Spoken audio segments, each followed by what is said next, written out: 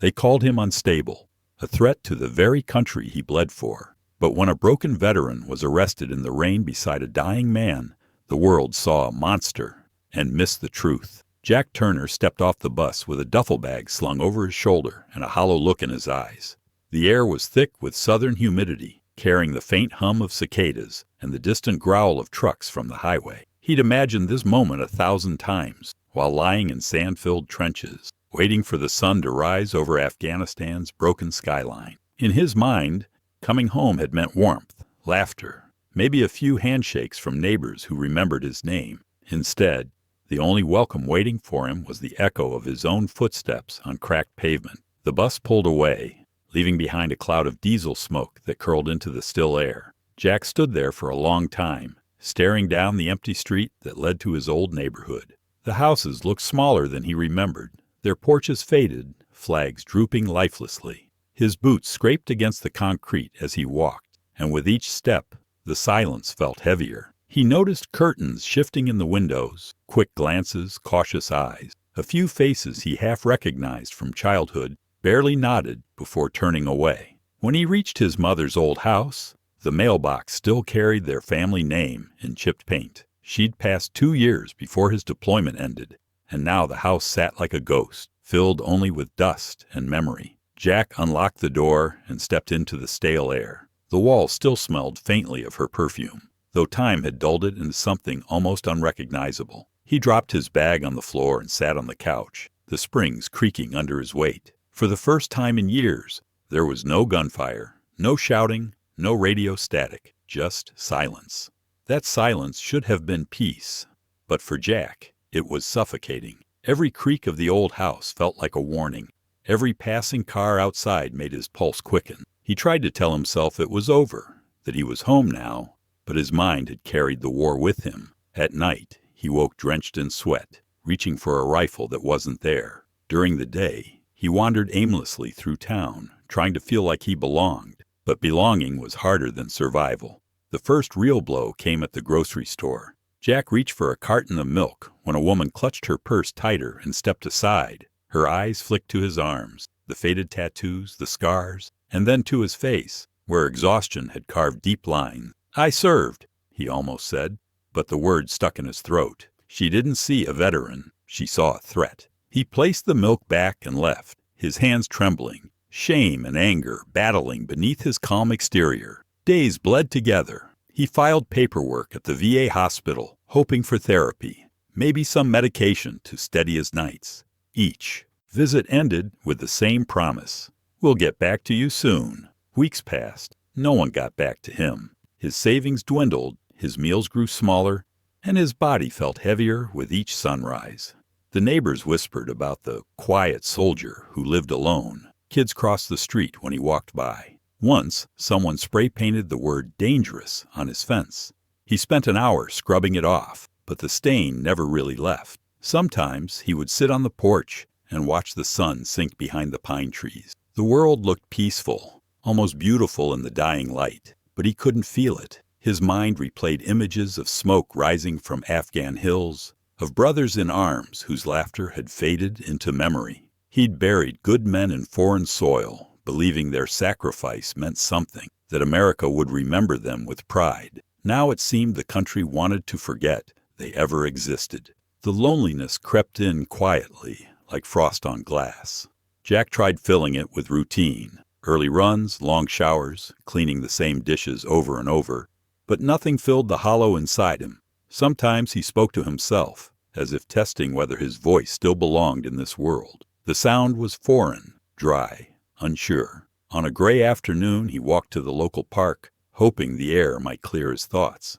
Children played on the swings, their laughter sharp and distant. Parents watched with a guarded eye, and when Jack passed by, conversations dimmed. He felt it again, that invisible wall between him and everyone else, not built from words, but from fear and misunderstanding. He sat on a bench, eyes fixed on the horizon, until the sun began to fade, and rain clouds rolled in. That night, the storm came hard. Wind howled through the cracks in the windows, rain pounding the roof like a restless drum. Jack lay on his couch, staring at the ceiling, unable to sleep. Thunder rolled in the distance, and for a moment his mind slipped back to the desert. He could almost hear the whine of incoming fire, the frantic shouts, the heat pressing against his skin. He covered his ears, breathing slowly, reminding himself it was just a storm, just rain. Then, through the noise, came something else. A faint sound, barely there, a whimper, soft, trembling, desperate. Jack sat up, his heart beat loud in his chest. He waited, listening. There it was again, closer this time. He grabbed his jacket and stepped into the rain, the cold biting at his face. The sound led him down the alley beside the house, toward the dumpster at the far end. Lightning flashed, and in that split second of white light, he saw it. A small, mud-caked dog, ribs showing through matted fur, eyes wide with fear. It tried to back away, but was too weak to move far. Jack knelt slowly, the rain soaking through his clothes, and reached out his hand. The dog didn't growl or run. It just stared, as if recognizing something in him. For the first time in months, Jack felt something stir inside, a faint flicker of connection, fragile but real. He didn't know why, but he couldn't walk away. As thunder echoed through the night, Jack realized he wasn't the only one trying to survive in a world that had forgotten him. One rainy night, Jack hears a faint whimper behind a dumpster and finds a half-starved dog staring back at him. Rain fell in quiet sheets that night, pooling in the cracks of the alleyway where the dog trembled. Jack stood there for a long moment, staring at the creature huddled beneath the dumpster. Its fur was matted with mud and rainwater, patches of skin showing through the grime. The thin chain around its neck had rusted, biting into the flesh just above the shoulder. When Jack moved closer, the dog flinched, but didn't run. It didn't have the strength to. Its ribs pressed sharply against its skin, and every breath it took came out as a soft, pitiful whine. Jack's instinct was to help, but another part of him, the part that had seen too much loss, hesitated. He wasn't sure he could carry another fragile life when his own was barely standing. Still, something in those trembling eyes wouldn't let him walk away. He took off his jacket and laid it on the ground, speaking softly, though his voice trembled from the cold. The dog watched him, with the kind of trust that comes only from desperation. After a few slow moments, it crawled forward, curling onto the jacket as if it had finally found permission to rest. Jack carried the animal back to the house, its small body warm against his chest, despite the rain soaking through them both. Inside, he set it down on an old towel near the heater, unsure what to do next. The dog's tail moved once, weakly, and then stilled. Jack sat on the floor beside it, rubbing the rusted chain until it came loose. The skin beneath was raw. He filled a bowl with water, watched the dog drink until the bowl was empty, then refilled it. It wasn't gratitude in the dog's eyes. It was survival. And in that wordless moment, Jack saw a reflection of himself. He told himself he wouldn't keep it. He couldn't afford to. He barely had enough for food, barely slept through the night, and couldn't remember the last time he'd felt needed. But when morning came, and he woke to the sound of paws pacing softly across the wooden floor, he felt something unfamiliar stirring inside him. The dog followed him from room to room, cautious but constant. When Jack sat at the kitchen table, it lay at his feet. When he stepped outside, it waited by the door. Over the next few days, the creature began to fill the hollow spaces of the house. Jack found himself talking out loud, not because he expected a response, but because silence had always been the hardest thing to bear. He cleaned the dog's wounds carefully, using what little supplies he had. The dog would sometimes flinch, but it never growled or snapped. Its loyalty was quiet, patient, almost knowing. Jack decided to call it Rex. The name came naturally, almost unconsciously, drawn from a memory of one of his squad mates, a man who had saved his life during an ambush and never made it back home. Naming the dog after Rex felt like a small act of remembrance, a thread connecting him to a time when loyalty meant everything. Each time he said the name, a part of the ache inside him eased. He noticed the dog beginning to recover, its gait stronger, its fur slowly regaining a dull shine. At night, Rex would curl near Jack's chair, ears twitching at every sound, as if keeping guard. And for the first time in years, Jack slept without waking in a cold sweat. But not everyone saw the bond with warmth. The neighborhood that already looked at Jack with suspicion now had something new to whisper about. When he walked Rex down the block, Voices murmured from porches. One afternoon, a man watering his lawn muttered loud enough for Jack to hear, saying that people like him shouldn't be allowed to keep strays. They were unpredictable. Jack kept walking, his face expressionless, but inside he felt the familiar sting of being judged not for who he was, but for what others imagined him to be. A few days later, an animal control van slowed in front of his house. 2 officers stepped out, asking about complaints of a dangerous dog. Jack watched from the porch, calm but tense.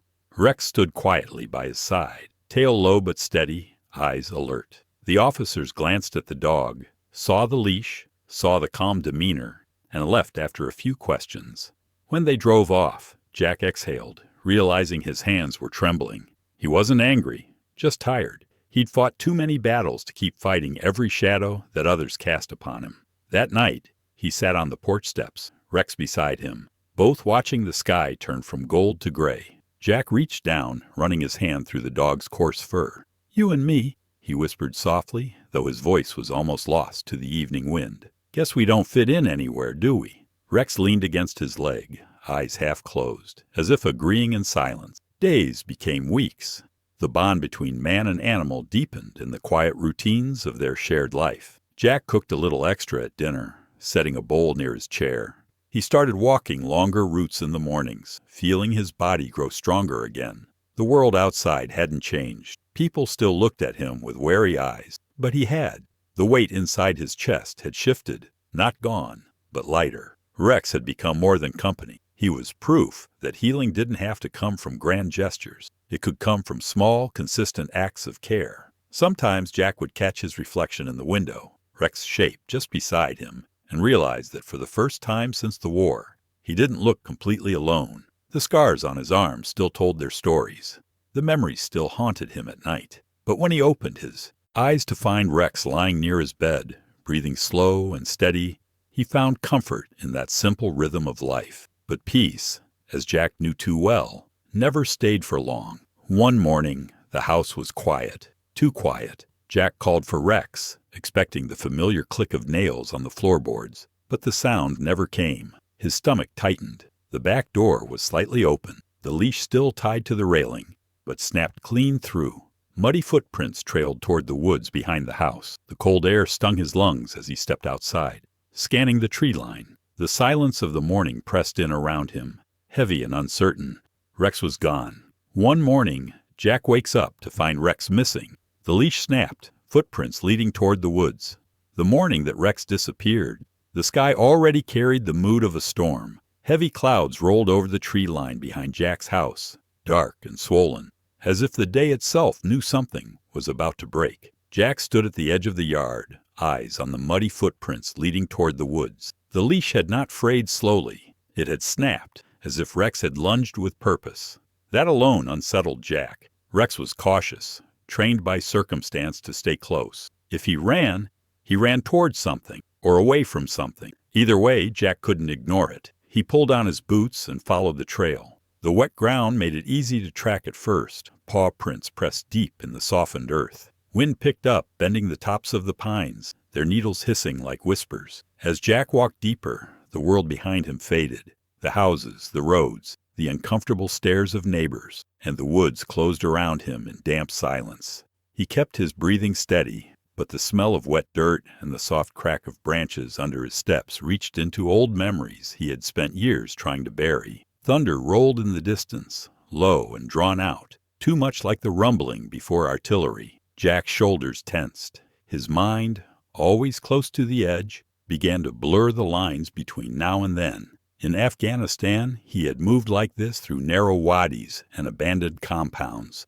rain replaced by dust, trees replaced by crumbling walls.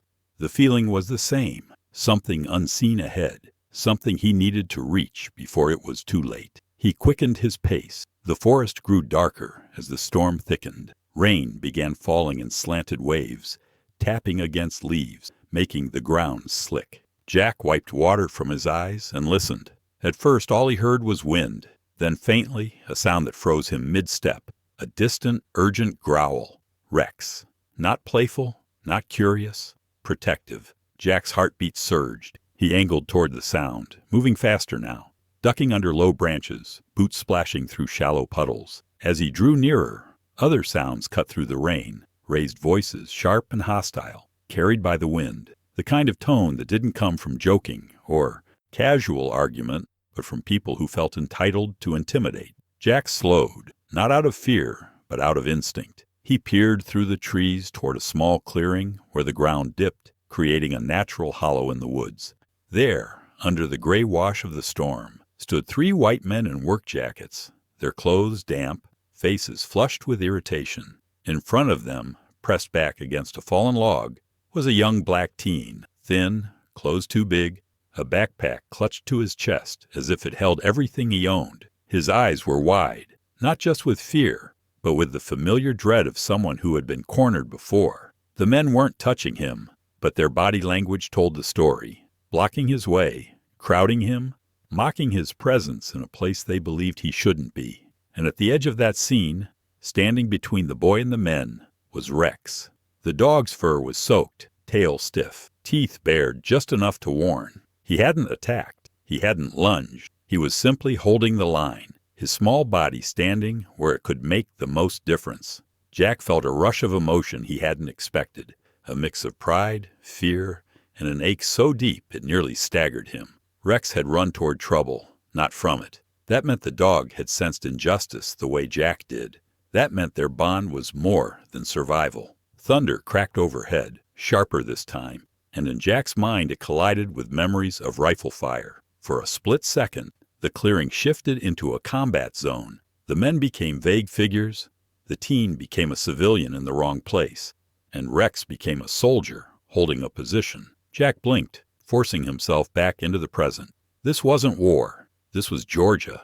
But the look on those men's faces mirrored things he'd seen overseas. The easy cruelty of people who knew they'd be believed over those they cornered. Jack stepped out from the trees. He didn't shout, didn't posture, didn't make threats.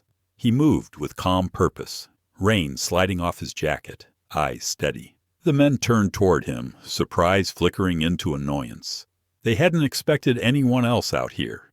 They especially hadn't expected a black man to emerge from the woods with that kind of unshaken presence. Rex glanced back at Jack, then relaxed slightly, recognizing his person, but remained planted in front of the teen. Loyalty ran straight through him. Jack positioned himself close enough to show he wasn't leaving, far enough to avoid escalation. He made it clear, without a word, that he was taking the boy and the dog out of there. The air tightened. The storm seemed to pause. The men exchanged looks, and in that silent exchange was something Jack recognized all too well, the rapid shift from bullying to defensiveness. To them, his arrival wasn't helpful. It was defiance. And because of who he was, the anger turned toward him. Rain began to fall harder, blurring outlines, making faces slick and pale. One of the men stepped back on the wet ground, misjudged his footing, and slipped, striking the edge of a rock as he went down. He groaned, stunned, clutching his head. The other 2 bent over him, cursing at the weather, at the situation, at the fact that now they looked like the injured ones. Jack stayed where he was, hands visible, posture controlled. The teen remained still, eyes darting between them, Rex edging slightly closer to him as if to remind him he wasn't alone. In the distance, through the curtain of rain, came a new sound, sharp, rising, unmistakable. Sirens. Someone must have called them when voices were raised, or maybe one of the men had a phone tucked away for reassurance. Either way, the wail grew louder, echoing through the trees, turning the woods into a place of accusation. The 2 standing men panicked first. They helped the fallen one to his feet, saw the smear of blood from where he'd hit the rock, and their faces shifted from irritation to opportunity. Without another word, they backed away, disappearing along the path toward the road. They didn't care about the boy now. They cared about how the scene would look. Jack looked down at the injured man, then at the teen, then at Rex. He knew how things were framed in towns like this. A black veteran in the woods with an injured white man nearby. A storm to wash away nuance. No witnesses who'd speak for him. The sirens drew closer, red and blue lights now flickering faintly through the rain-streaked branches. Jack stayed where he was, not running, not hiding. He had spent his life standing his ground for people who couldn't. He wouldn't abandon that now.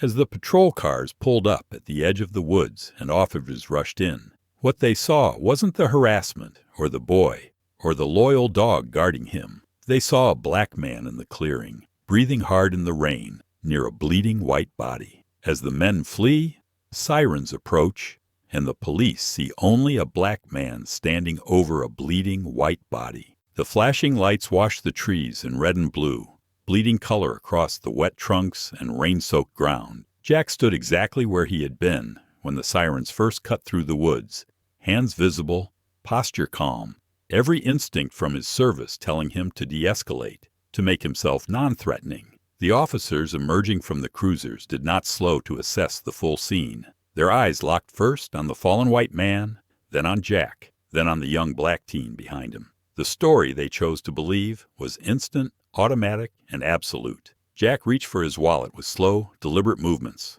pulling out his veteran ID, the one piece of plastic that had followed him from base to base, and finally back home. Rain dripped from its edges as he held it out, hoping it might shift the air, remind someone that the man standing in the rain had once worn their country's uniform. But the officers didn't look at it. Commands were barked over the storm, sharp and impersonal, pushed at him like barriers. The badge he had once saluted in desert heat was now leveled at his chest with suspicion. He complied, not because he was guilty, but because he knew how quickly situations like this spiraled when skin color met fear. Cold metal tightened around his wrists. The zip of the cuffs bit into damp skin. The officer nearest him avoided his eyes, focusing instead on the injured man, on the radio clipped to his shoulder, on the version of events that would be easiest to write. No one asked why Jack had been there. No one asked why the teen looked terrified. No one asked where the other 3 men had gone. Instead, 2 officers guided Jack toward the patrol car, not with beating or shouting, but with a rigid, dismissive control that stung more than physical harm. It was the way they made him invisible that hurt. The way they treated him as if whatever he had done before this moment no longer mattered. Rex tried to follow, paws splashing through the mud, ears flattened against the thunder. He circled Jack, confused, trying to understand why the person he trusted was being taken away. One of the officers called in animal control, annoyed at the dog's persistence. Jack turned his head just enough to see Rex being looped into a catch-pole, not harshly, but without care, as if he were just another stray roaming the woods. The teen was placed in a separate car for questioning. In a matter of minutes, the storm, the injustice, the act of protection, all of it was reduced to paperwork, codes, and a narrative arranged to favor the loudest voices. At the station, the story spread faster than facts. By the time Jack reached the county, local outlets were already running with headlines drawn from a single perspective. Ex-soldier involved in altercation in wooded area. Recently returned veteran detained after disturbance. None of them mentioned the teen. None of them mentioned the dog. None of them mentioned the 3 men who started it. The media didn't need the full truth. They needed the angle that kept their audience comfortable. A black veteran in the South, found near an injured white resident in the rain, was enough to frame him as volatile. Jack sat in the holding cell, jaw tight, water still drying in his hair, listening to the distant hum of televisions from the guard room. He caught his own face on the screen for a moment. Military photo from years ago, eyes young and unburdened. The caption beneath it did not call him decorated. It did not call him honorable. It called him detained. In a single broadcast cycle, everything he had survived overseas was overshadowed by one moment in his own hometown. Inside the jail, time slowed and sound changed. The air was colder, stripped of wind and rain, replaced with the steady thud of doors closing and the murmur of men used to confinement. Jack was processed like everyone else. Prints, photos, and belongings sealed in a plastic bag. No one apologized. No one said they'd made a mistake. One guard glanced at his file, saw the veteran's status, and shrugged as if it meant nothing. In that building, service didn't absolve him of suspicion. His uniform wasn't visible here. His skin was. He was led to a small cell with metal bunks and a thin mattress. The walls were the same pale color he'd seen in overseas detention centers, and the familiarity made his chest tighten. He sat on the edge of the bed, elbows on his knees, letting the fluorescent light wash over him. He had been trained to endure enemy capture, to to hold on to purpose even when caged. But being locked up by the country he had fought for was a different kind of wound. This wasn't an opposing force. This was home, refusing to believe him. From nearby cells, voices drifted in, some mocking, some bored, some bitter from long experience.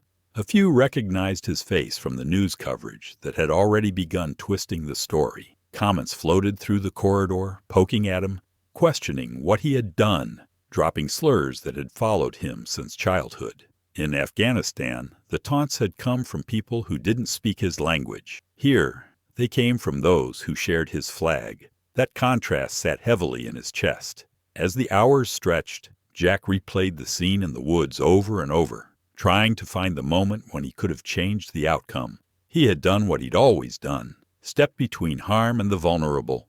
Yet here he was, restrained, categorized, redefined. His sense of purpose, already fragile from months of isolation, began to fracture. If protecting a teenager and following his dog's instinct for loyalty could end with him in chains, then what did his service even mean anymore? What good was honor if it was so easily erased by bias? Somewhere across town, Rex sat in a concrete kennel at the pound, shivering under bright lights, surrounded by unfamiliar barking.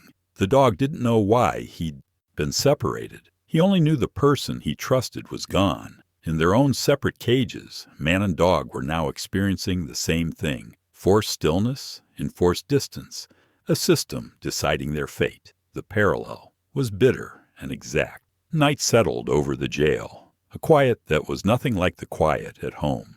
This one was monitored, watched through cameras, and reinforced with glass. Jack lay back on the thin mattress, eyes on the ceiling, breath slow, trying to keep the walls from closing in the way they had during deployments. He thought about calling someone, but there was no one to call. His mother was gone. Fellow soldiers were scattered. Neighbors wouldn't vouch for him. The system wanted him small and silent. Then, sometime the next day, after a breakfast he barely touched, and another round of indifferent questioning, a guard stopped by his cell and mentioned that someone wanted to see him. Not a lawyer, not a family member, a reporter, a woman from the local paper. She said she knew there was more to the story than what had aired. She said she had seen something the others ignored, and for the first time since the woods, a small crack of possibility opened in Jack's mind as the reporter was led toward him, holding a notebook as if it were a key. Sarah Mitchell had read hundreds of police reports in her 10 years as a journalist, and most of them followed the same rhythm, short, factual, sanitized of emotion. But the one sitting on her desk that morning felt wrong before she even opened it. The ink was fresh, the language rehearsed, every sentence carefully shaped to create a version of truth that didn't fully align with reality. It described an agitated black male, a disturbance in the woods, and a resisting subject, yet left out nearly everything that would have made sense of the story. There were no witnesses quoted, no mention of a dog, no mention of the teen. It was the kind of report that dared readers to stop asking questions. But Sarah couldn't. Something about it felt unfinished, or worse, intentionally edited. The newsroom buzzed around her, phones ringing, coffee brewing, the daily chaos of headlines competing for space. Her editor had assigned her the piece not out of curiosity, but out of necessity. Cover the arrest story, he'd said. Local vet, some confusion in the woods, police cleared it up, just write it clean. Sarah nodded at the time, but the phrase that had stayed with her was, too often, that meant someone had swept something away. She started with the official footage. The department's public relations folder contained a short, blurry clip from an officer's body cam. 30 seconds of Jack standing in the rain, hands up, face calm, while officers circled him. It ended abruptly, mid-command, cutting to static. There should have been more. There always was. She sent a request for the full file and was told it was under review. That answer is rarely meant for review. It meant off-limits. So she turned to witnesses. Most wouldn't talk. The storm that night had kept people indoors, and those who lived near the woods were cautious about getting involved in anything that involved race and police. One name stood out, though. A boy named Marcus, 15, recently seen near the area. When Sarah tracked him down at a local shelter, he hesitated before speaking, his eyes wary but steady. What he told her made her throat tighten. The veteran had been trying to help him.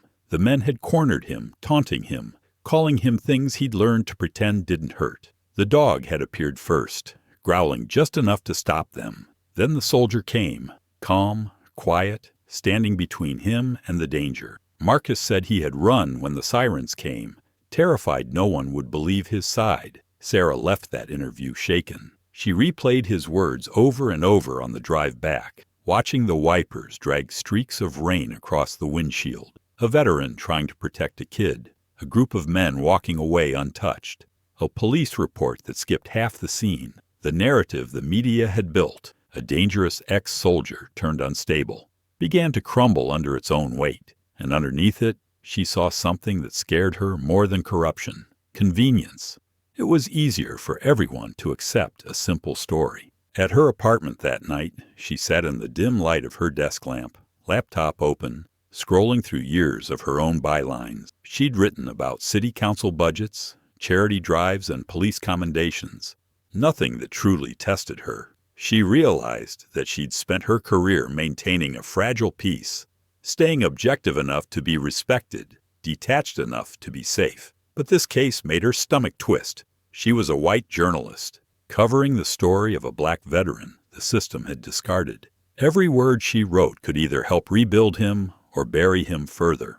The weight of that truth pressed hard. The next day she went to the precinct, badge hanging from her neck, trying to mask her nerves with practiced professionalism. The officer at the desk greeted her with polite indifference until she mentioned the body cam footage. His tone changed subtly, not aggressive, but firm, a quiet warning that she'd hit a boundary. "Footage is incomplete," he said.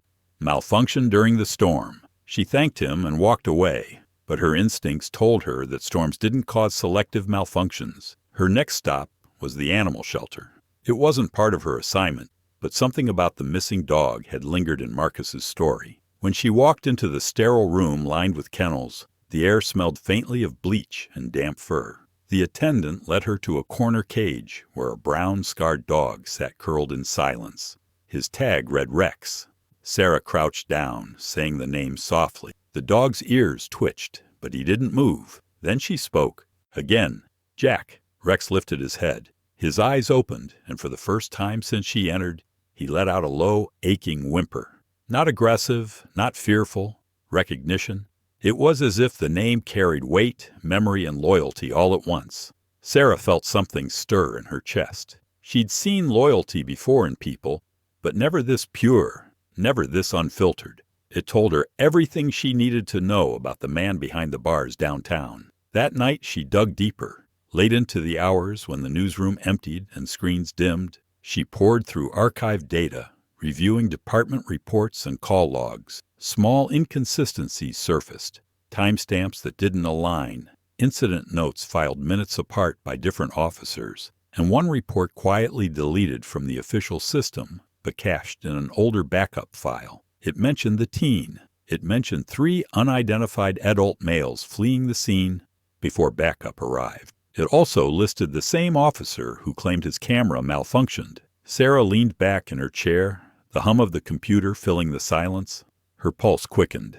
This wasn't negligence. It was an omission. She printed the document, highlighting every line that contradicted the official story. But as the paper slid from the printer, her email pinged. An anonymous message with no subject. The text inside was brief. "Stop digging. Some stories aren't meant to be told." For a moment she sat frozen, the glow of the screen reflecting off her glasses. Outside, thunder rumbled again, faint but steady. Like the night everything began. She realized then that uncovering the truth wouldn't just risk her career. It would challenge the entire system built on the comfort of silence. Across town, in the small concrete cell of the county jail, Jack sat awake on his bunk, unaware of the woman piecing his story together. The walls around him seemed to close tighter each day, the noise of other inmates a constant blur. The light above flickered like the dimming edge of hope. He didn't know that, somewhere beyond those walls, someone had finally started listening. And as Sarah stared at the printed file in her trembling hands, she understood the weight of what she'd found. The truth wasn't lost. It was hidden, buried deliberately under headlines that were never meant to question power. Sarah uncovers a deleted file that could clear Jack, but someone inside the force wants it buried. The first message arrived 2 days after Sarah downloaded the deleted file. It came through a number she didn't recognize. Short, precise, deliberate. "You've seen enough. Leave it alone." At first, she brushed it off as an empty threat, the kind that often found its way to anyone poking at power. But when she stepped outside her apartment the next morning and noticed a car idling too long across the street, the engine running though no one seemed to move inside, the message started to feel heavier. Fear settled like a quiet film over her daily routine, a dull awareness that she was now visible in ways she hadn't been before. Inside the newsroom, tension was growing. Her editor avoided eye contact. Her access to certain files was suddenly restricted, and whispers carried down the hallway when she entered. The story had become radioactive.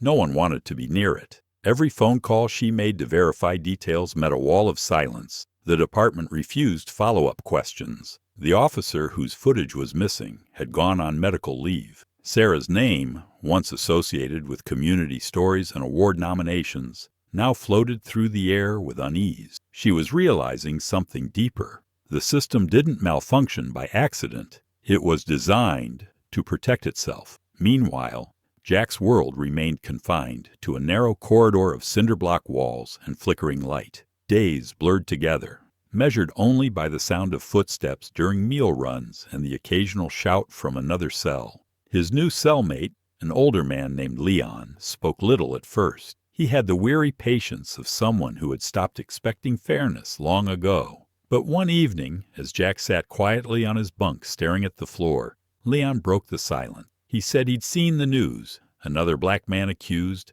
another incident buried under vague headlines. His voice was low, raspy, stripped of emotion, yet every word carried weight. Leon told Jack about his own arrest 10 years earlier, a traffic stop that spiraled into a fabricated assault charge. No witnesses, no evidence, just an officer's word against his. He'd spent years trying to appeal, each attempt denied. "They don't need you guilty," Leon said, staring at the wall.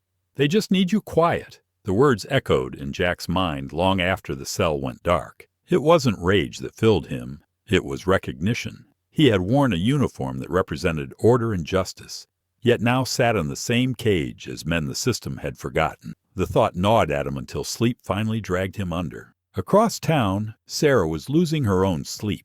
She replayed the sequence of events in her head. The missing footage, the contradictory timestamps, the erased report mentioning the teen and the 3 men who fled. The evidence was irrefutable, yet no one wanted to acknowledge it. Even the local paper began to soften its tone, publishing a brief correction that labeled the case as under internal review. It was a tidy way of saying nothing will change. Sarah felt a cold anger settle in her chest, not fiery or loud, but patient, the kind that grows when injustice is dressed as protocol. That evening she drove to the animal shelter again. The staff recognized her now, though they kept their distance after realizing she was the journalist from the story everyone was suddenly told not to discuss. Rex was in the same kennel, though his eyes looked duller. He hadn't eaten much. When Sarah crouched by the bars and said his name, his tail twitched weakly. She whispered, "You're waiting for him, aren't you?" And his head lifted slightly. That small gesture hit her harder than any threat. Loyalty didn't flinch under pressure. It endured quietly. In that moment, Rex became more than evidence of innocence.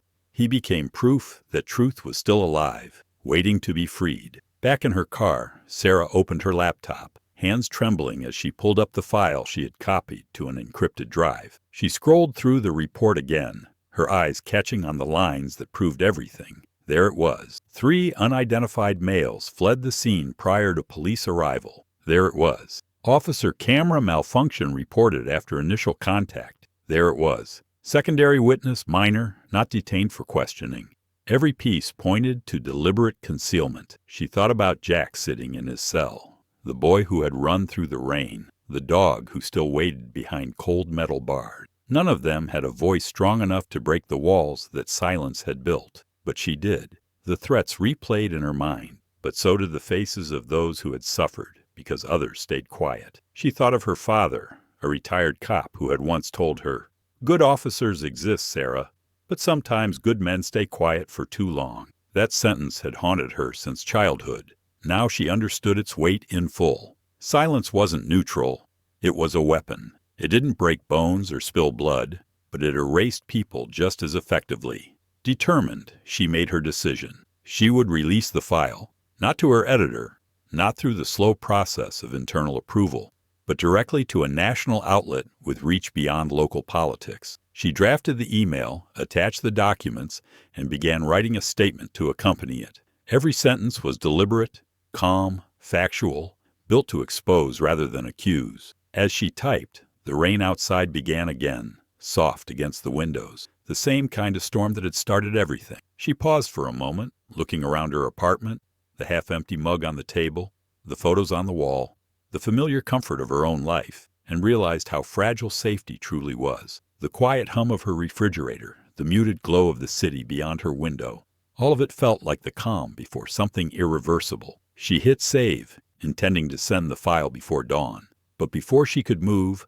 a sound broke the stillness, the faint creak of the hallway outside her door. She froze, listening. Then came a sharper noise, metallic, deliberate. The doorknob rattled once, twice, then a sudden crash as the lock splintered and the door slammed inward. Sarah's heart stopped mid-beat. The laptop screen glowed in the darkness, the evidence waiting to be sent. On the night she plans to release the evidence, her apartment door is kicked open. Morning came with hospital light instead of apartment shadows. Sarah lay propped up on a thin bed, wrist bandaged, shoulder bruised, shaken, but alive. The door to her apartment had been splintered, her laptop tossed to the floor, but the intruders hadn't understood how journalists worked. She'd already backed up the file. While she was being checked by EMTs, the documents she'd queued were sent automatically to a national outlet, along with her notes, timelines, and the clip of the shelter dog responding to Jack's name. By noon, the story was live.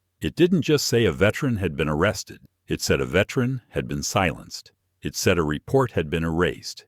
It said a dog had been taken from the only person who had ever protected everyone that night. The story rippled through the town faster than rumors usually did. Local activists shared it, veteran groups reposted it, and people who had stayed quiet at first finally spoke. The teen, Marcus, came forward through an advocacy group, confirming Sarah's account. A video surfaced of Jack being escorted calmly, not resisting. Suddenly, the narrative shifted, not because the system corrected itself, but because someone forced sunlight into a room built for darkness. Outside the county jail, people began gathering, holding signs, calling for transparency, demanding to know why a man who served was treated like a suspect while the real instigators walked away. It wasn't a riot. It wasn't chaos. It was steady, insistent pressure. Justice in that moment didn't roar. It hummed, patient and relentless. Inside his cell, Jack received the news through muffled excitement in the hallway. Guards spoke in hushed tones. Supervisors walked faster than usual, and Leon grinned without smiling, eyes bright with the satisfaction of being proven right. Within days, paperwork that had taken months suddenly moved. A public statement was made, calling the incident a misinterpretation during a high-stress response.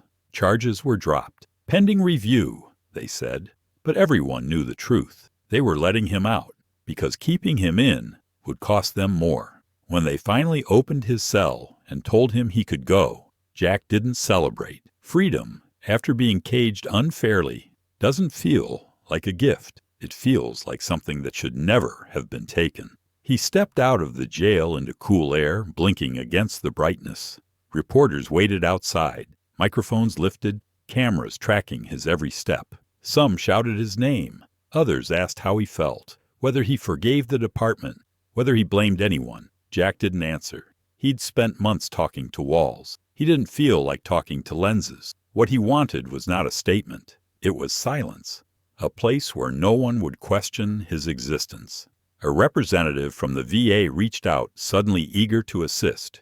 Community leaders posed for photos with him, but none of it filled the hollow. He was free, yet numb. His reputation was restored in the public eye. Yet the nights stolen from him inside that cell could not be returned. There was only one place he needed to go, He didn't even go home first. He walked straight from the car that dropped him off to the animal shelter, whose address Sarah had sent him through a brief, apologetic note. The staff recognized him immediately. The story had made sure of that. Without much paperwork, they led him down the familiar narrow hall where metal kennels lined both sides. The smell of disinfectant, the soft chorus of whines and barks, the squeak of rubber boots, all of it faded as he reached the last cage. Rex was lying curled up, thinner than before, eyes half-lidded in quiet resignation. At first, the dog didn't move. Then Jack said his name, Rex.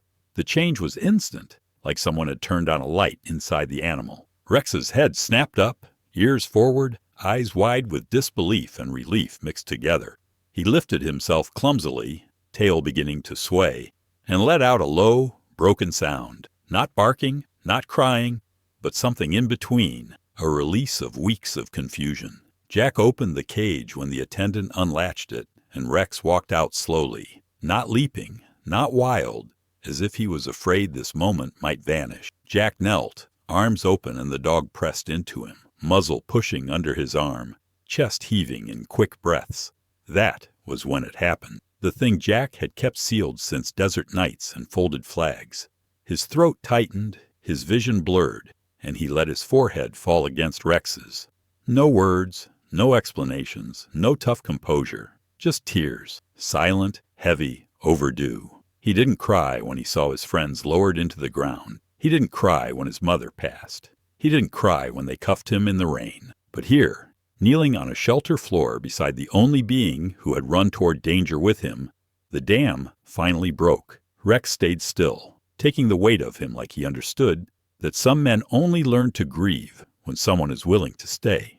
News of his release spread. Comment sections, for once, are filled with support instead of suspicion. People wrote about race and service, about how quickly America forgets its black veterans, about how systems apologize only when exposed. Jack saw some of it later, but he didn't let it define him. He knew public sympathy was fragile, loud one week, replaced by another story the next. Still, for a brief moment, the country looked at him not as a headline, but as a man who had been failed. Sarah visited him once she was discharged, moving carefully, her injuries tender. They didn't talk long. They didn't need to. He thanked her. She said she should have asked harder questions sooner. Two people, exhausted by different battles, find the same truth. Justice requires risk. Life did not become easy overnight. There were still stares at the grocery store. Still, people who believed the first story they heard. But others approached him with quiet respect, shaking his hand, telling him they were glad he was out. A local nonprofit for veterans reached out about telling his story as part of a project. Jack declined for now. He wasn't ready to turn his pain into content. Healing, he knew, wasn't a spectacle. It happened in small rooms, with dogs at your feet and no cameras in sight. A week after his release, as he sat on his porch with Rex dozing beside him, a letter arrived. Handwritten, folded neatly, dropped through his mail slot. The return name was short and familiar. Marcus, the kid from the woods. The note inside was simple, unsure, grateful. He wanted to see Jack. He wanted to thank him. He wanted to tell him what happened after he ran. And as Jack held the letter, fingers tracing the shaky handwriting, he realized the story that had almost destroyed him wasn't finished yet. The letter sat on Jack's kitchen table for almost an hour before he opened it. Not because he was afraid of what it said, but because he knew what it represented. Closure, or at least the beginning of something that would not be defined by pain alone. Outside, the late afternoon light stretched long across the yard, and Rex lay at his feet, head resting on his paws, eyes tracking Jack's movements the way they always did now. When Jack finally unfolded the paper, Marcus's handwriting leaned forward like a voice trying to reach him. The boy thanked him for that night in the woods. He said he'd joined a youth group that met downtown, one that focused on telling stories of racial profiling and helping kids stay out of situations that could turn deadly. He said he wanted Jack to come, not as a headline, but as someone who had stood up when it mattered. Jack read it twice, then looked down at Rex. "We're going," he said quietly. The dog's tail thumped once in agreement, as if he understood it wasn't over. Some people believed redemption was loud. Courtroom victories, viral speeches, sweeping apologies. Jack was beginning to understand It wasn't like that at all. Redemption moved slowly, in ordinary rooms, among people who remembered. The meeting was held in a small community center, painted in muted colors, with folding chairs arranged in a circle, posters on the wall about equity, safety, and knowing your rights. Marcus was taller than Jack remembered, still thin but standing straighter now, wearing a lanyard with the group's name on it. His eyes shone when he saw Jack walk in, Rex beside him, calm and steady. Conversations hushed, not with suspicion, but with respect. This time, the room knew who he was. Marcus introduced him to the group, not as the veteran from the news, but as the man who stepped between harm and someone who looked like him. He spoke about the rain, the fear, and how he had almost given up thinking anyone cared until a stranger and his dog showed up. Several of the kids listened with a kind of hunger, the kind born from growing up, constantly told to be careful. Jack didn't make a speech. He told them, in his slow, measured voice, that fear wasn't weakness, but silence was. He talked about systems that didn't always see all of him, about how he'd worn a uniform and still wasn't protected from suspicion. He didn't dramatize it. He just told the truth. After the meeting, Marcus pulled him aside. He said he'd started volunteering with a group that paired adults with young people who had experienced harassment, so they'd have someone to call when things went wrong. "I'm doing it because you did it for me," he said, glancing down at Rex with gratitude. "You and him." It was such a simple sentence, but it lodged in Jack's chest. He had always thought the war was the defining point of his life. Now he realized a moment in a Georgia forest, in the rain, with a dog at his side, had changed a boy's future. That mattered. In the weeks that followed, Jack looked for ways to build something out of what had hurt him. The shelter, grateful for the attention Rex's story had brought, connected him with an organization that trained dogs for veterans with PTSD and trauma survivors. At first, Jack volunteered just to stay busy, but quickly he saw the deeper thread.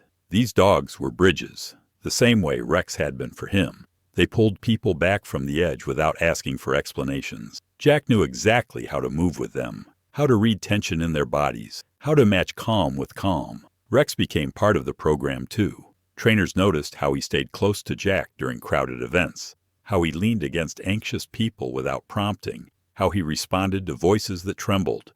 They suggested certifying him as a therapy dog. Jack agreed, not out of pride, but because it felt like the natural end to a journey that started in the rain behind a dumpster.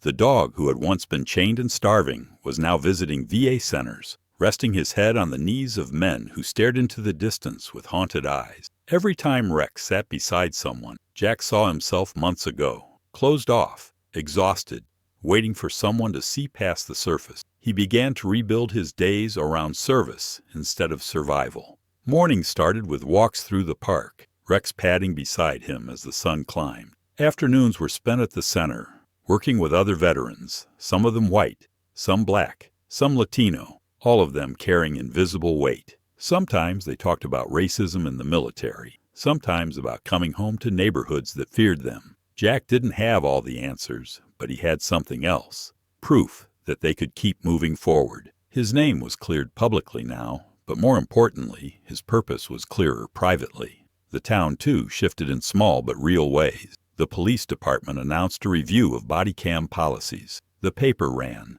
an editorial written by Sarah about accountability and how silence aids discrimination. People started recognizing Rex when Jack walked him, children calling his name, parents nodding toward Jack with gratitude they didn't quite know how to express. America had briefly looked at him when he was caged. Now it was willing to look at him while he healed. Not everyone, not perfectly, but enough. One morning, months later, Jack stood on a hill just outside town as dawn broke. The sky was still blue-gray, the horizon just beginning to bruise with gold. Grass was wet beneath his boots, the air crisp, carrying the scent of pine and early autumn. Rex trotted ahead a few steps, then turned back, waiting, letting Jack set the pace. The world was quiet, not the empty, lonely quiet of those first days home, but a full quiet, a quiet earned. Jack took a deep breath and looked out over the waking town. He thought about his brothers in war, about the cell he'd sat in, about Sarah's bravery, about Marcus choosing to fight with words instead of fists, about Rex choosing him without question. He had lost so much, men he loved, time he couldn't reclaim, a reputation nearly erased. But standing there, with a dog who had held the thread of his life steady, he understood what still mattered: loyalty, truth, the courage to show up, the ability to heal others, even while healing yourself. Rex came to stand beside him, pressing close, heartbeat steady against Jack's leg. The sun finally crested, spilling light over them both, washing away the last shadows of the past night. Jack reached down, hand resting on Rex's neck, feeling the strong, familiar rhythm there. Proof of survival, proof of love, proof of everything they had carried together. And as the scene faded in soft morning light,